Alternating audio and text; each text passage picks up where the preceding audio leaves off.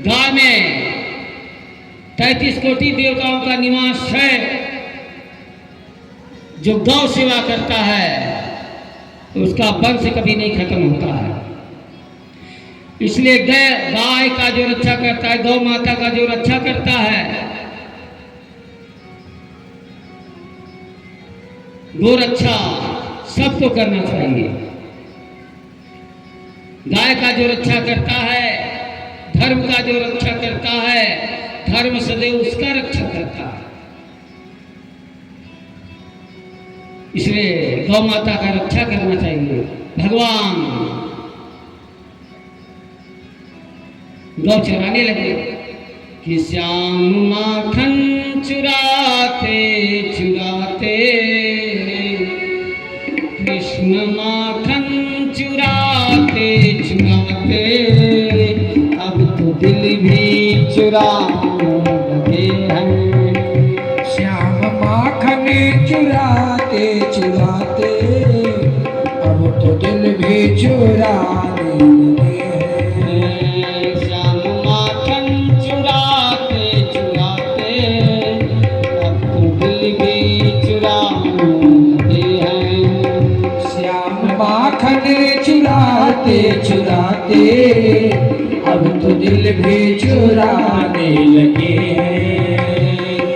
बालों के संग में कन्हैया, बाल बालों के संग में कन्हैया, अब तो गौए चराने लगे हैं। अब तो गौए चराने लगे हैं। बाल वालों के संग में कन्हैया, बाल बालों के संग में कन्हैया, बाल वालों के संग में कन्हैया, बाल वालों के संग में कन्हैया, अब तो गौए चराने लगे हैं।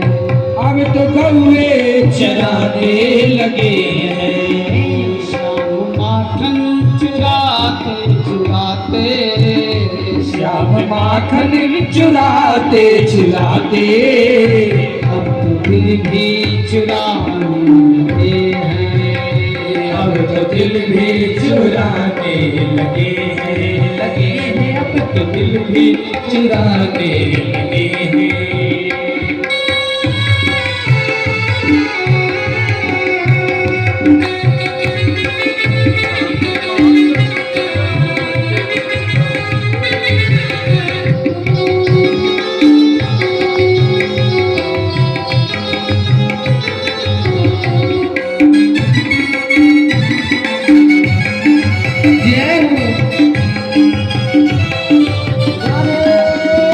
राधा रानी के संग में कन्हैया, राधा रानी के संग में कन्हैया, राधा रानी के संग में कन्हैया, राधा रानी के संग में कन्हैया, अब तो रास रचाने लगे हैं।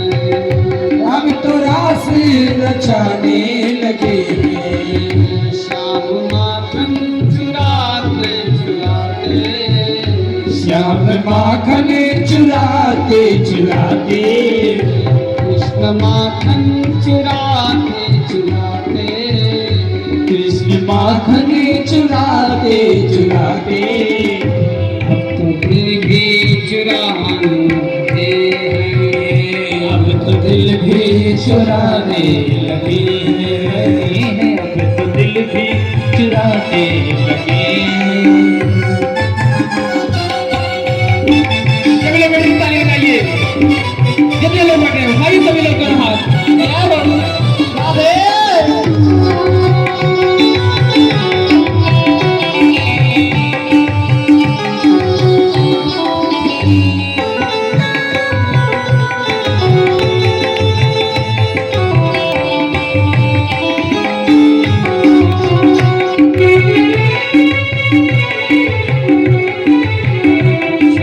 माखन चुराते चुराते, अब तो दिल भी चुराने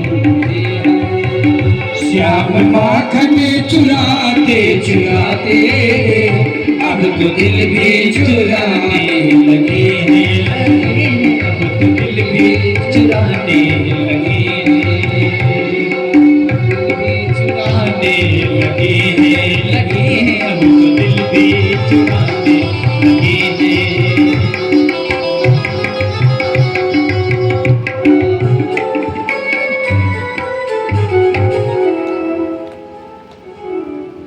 अब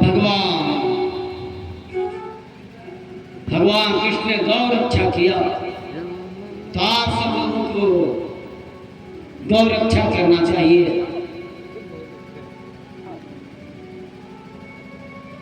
इसलिए गौ माता की रक्षा करो। गाय जो है विश्व की माता है, सबको गौ रक्षा करना चाहिए।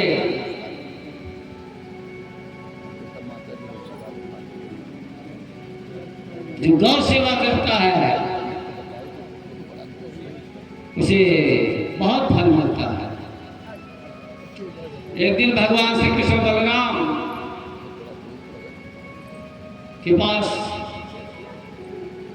ग्वाल वालों ने कहा,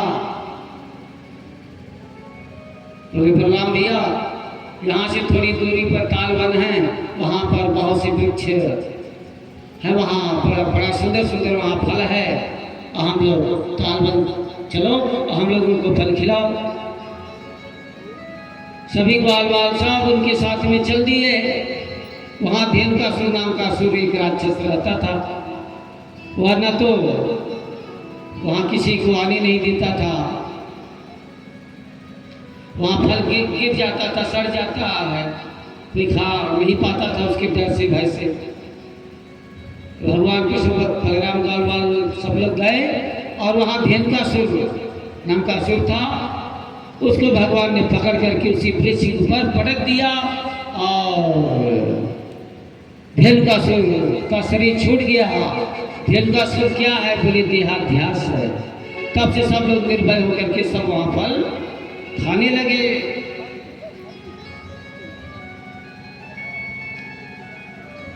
तब से वहाँ सब लोग उस फल को बड़े प्रेम से खाने लगे।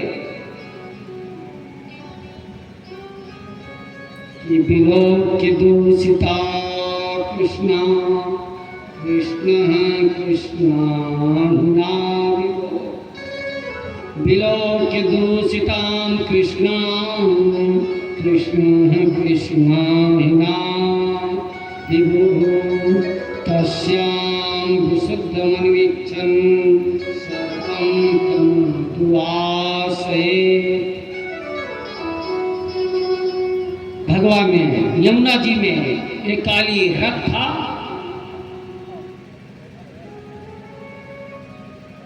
और उसमें काली नाग रहता था, उस जल को दूषित कर रखा था। यहाँ तक जो भी पक्षी उड़ते थे उस रथ में गिर करके वो भी मर जाते थे। भगवान श्री कृष्ण ने विचार किया, इस काली रथ का जल दूषित हो गया है, अब इसे हमें शुद्ध करना है। भगवान ने संकल्प किया, आज बलराम जी को साथ में लेकर के नहीं आए, सभी ग्वाल वालों के साथ ही भगवान यमुना के तट पे आए। वहां गौए चरा रहे थे, अब गौए ने जल पिया तो मूर्छित होकर के गिर पड़ी। मूर्छित होकर के जब गिर गई, भगवान ने काली रथ को जो विष से मिश्रित हो गया था, उसमें जहर हो गया था। भगवान उसको शुद्ध करने के विचार से एक कदम के वृक्ष के ऊपर चढ़ गए, कमर में भेंट कस लिया और कदम के ऊपर चढ़ करके उस काली रथ में भगवान कूद गए। और भगवान जैसी काली रथ में कूदे और उसमें से काली नाग निकल करके आया। बोले, तुम्हारी कृष्ण इतना हिम्मत, तुम्हारी इस रथ में भी आ गए। और भगवान श्री कृष्ण ने अपने शरीर को फुला दिया, मोटा कर दिया, और मोटा कर दिया। भगवान को काली नाग ने जकड़ लिया, भगवान को काली नाग ने एकदम जकड़ लिया। भगवान उससे छूट गए और उसके मस्तक को ऐसे नीचे कर दिया। भगवान उसके सिर के ऊपर चढ़ गए। उधर ब्रज में लोगों का फिक्र होने लगा। वहां से यशोदा मैया सभी ग्वाल बाल बलराम सब भाग भाग करके यमुना के तट पर आए। भगवान ने अपने शरीर को फुला दिया और इससे काली नाग का शरीर टूटने लगा। उसके फन के ऊपर भगवान चढ़ गए। चढ़ करके भगवान नृत्य करने लगे। भगवान नृत्य करने लगे। भगवान नृत्य करने लगे। ब्रह्मा विष्णु महेश नृत्य देख रहे हैं, सब लोग देवता लोग। और भगवान के नृत्य करने से काली नाग का साफ शरीर टूटने लगा। उसके मुख से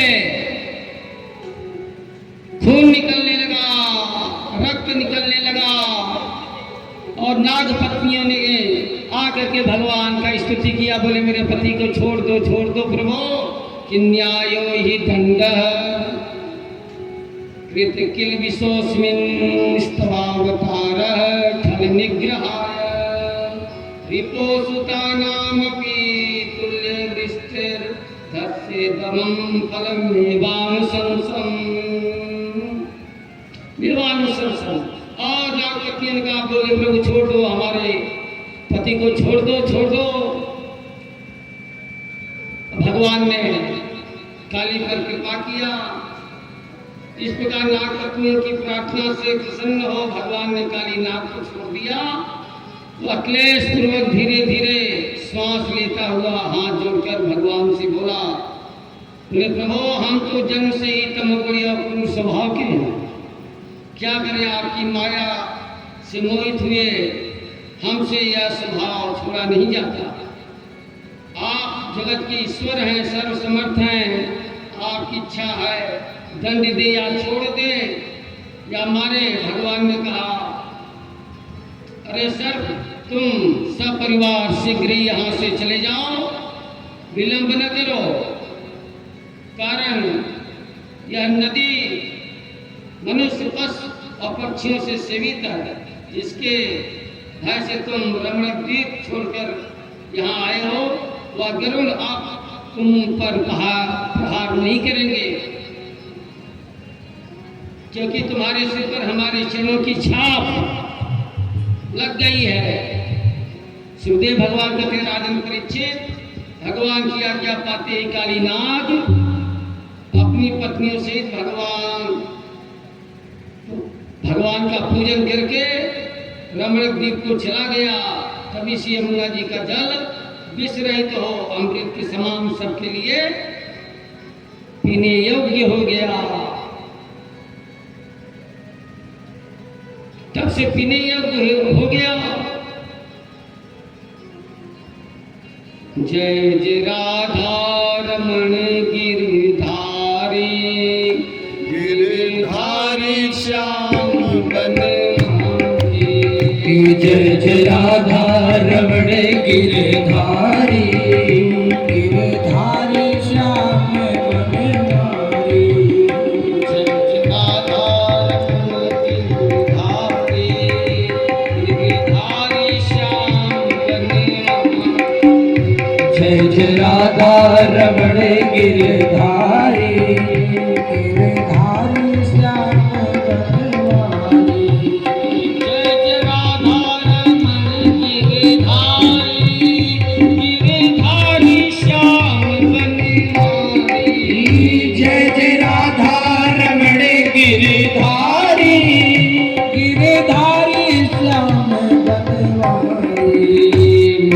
राधा रमण गिरधारी, गिरधारी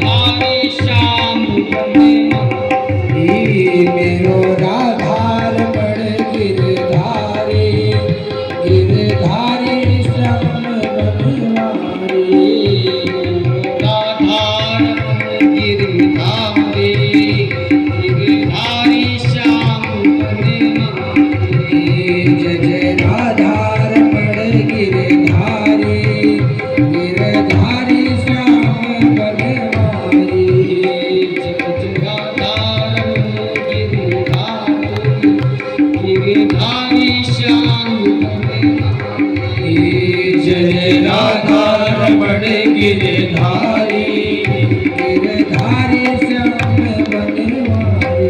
और भगवान ने कालीनाथ को रमण द्वीप भेज दिया और उस रात्रि सभी ब्रजवासी यमुना के तट पर रहे। रात्रि में आग लग गया। भगवान ने अग्निपान करके उनका रक्षा किया। भगवान ने प्रलंबासुर का भी उद्धार किया।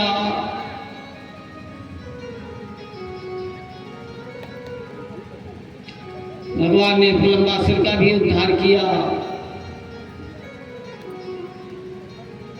एक बार पुनः अग्नि का पान किया। शरद ऋतु और वर्षा ऋतु का वर्णन वैसा ही भगवान ने किया है जैसा गोस्वामी तुलसीदास जी ने मानस ग्रंथ में वर्णन किया है। उसके बाद वेणु गीत का वर्णन किया। भगवान श्री कृष्ण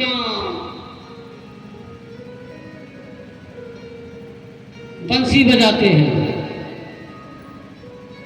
भगवान बंसी बजाते हैं। भगवान का बंसी वादन सुन करके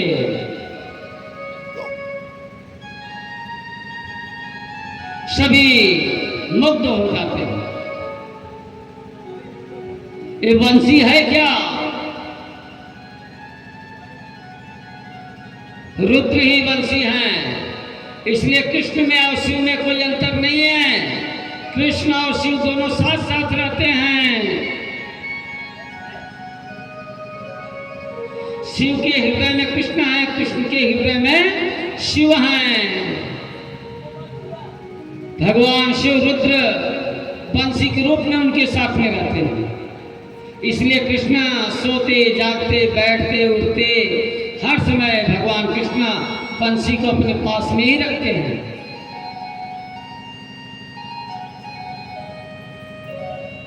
बंसी हमेशा कृष्ण भगवान अपने पास में रखते हैं। भगवान वृंदावन में गौए चराते हैं और बंसी बजाते हैं। बंसी श्रवण का आनंद वह आनंद है जिसके सामने संसार के सभी विषय तुच्छ हैं। बंसी वादन को सुन करके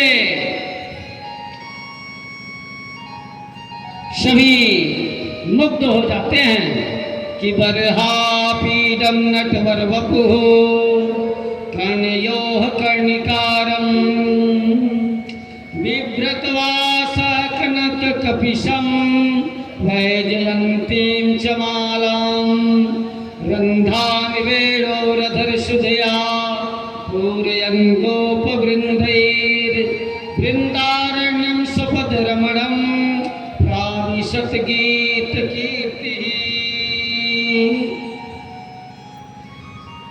वृंदावन में भगवान श्री कृष्ण बंसी बजाते हैं, गौओं को चराते हैं। बंसी के ध्वनि को सुन करके सब आनंदित हो जाते हैं। सुखदेव भगवान कहते हैं राजन, उसमें भगवान श्री कृष्ण का सुंदरता का वर्णन नहीं किया जा सकता है।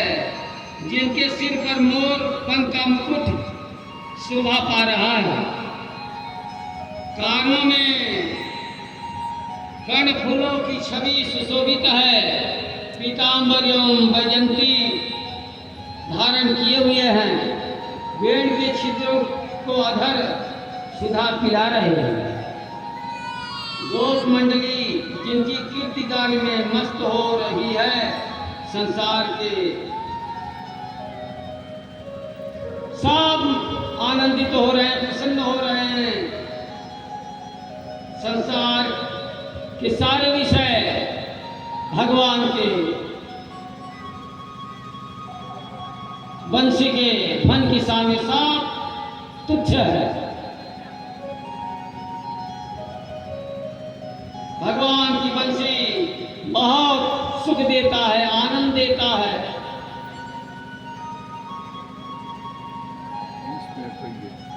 जब भगवान का बंसी बजता है, सभी ग्वाल बाल बछड़े गोप गोपियां सब बंसी के ध्वनि को सुनकर सब लोग प्रसन्न हो जाते हैं, सब लोग आनंदित हो जाते हैं। एक गोपी से कहती है कि भगवान की बंसी का ध्वनि सबको आनंद देने वाला है, सबको शांति देने वाला है। बोले जब भगवान श्री कृष्ण बंसी बजाते हैं तो गावस्य कृष्ण मुख निर्गत गीत, तो भगवान बंसी बजाते हैं तो गाय घास खाना छोड़ देते हैं, बछड़े दूध पीना छोड़ देते हैं।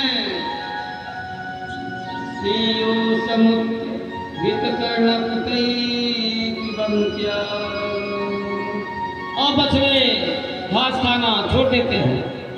मोर नाचना छोड़ करके भगवान के बंसी के ध्वनि को सुनते हैं, बंसी के ध्वनि को सुनते हैं। मृग जो हैं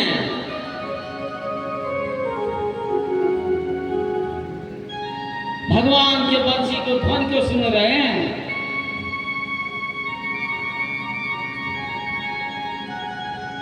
मृगी जो हैं हिरनी, वो भी कृष्ण के बंसी को धुन करके भाव मुक्त हो जा रहे हैं।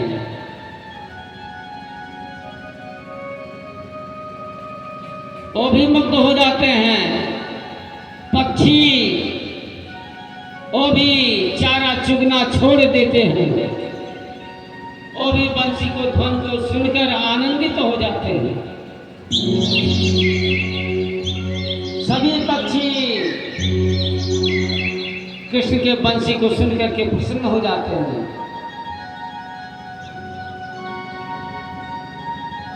स्वर्गीय देवियां भगवान कृष्ण के बंसी के ध्वनि को सुनकर के वो भी मुग्ध हो जाते हैं। कृष्ण के बंसी के ध्वनि को सुनकर वो भी भगवान के बंसी के ध्वनि को सुनकर के भाव विभोर हो जाते हैं, भाव विभोर हो जाते हैं कि श्याम तेरी मुरली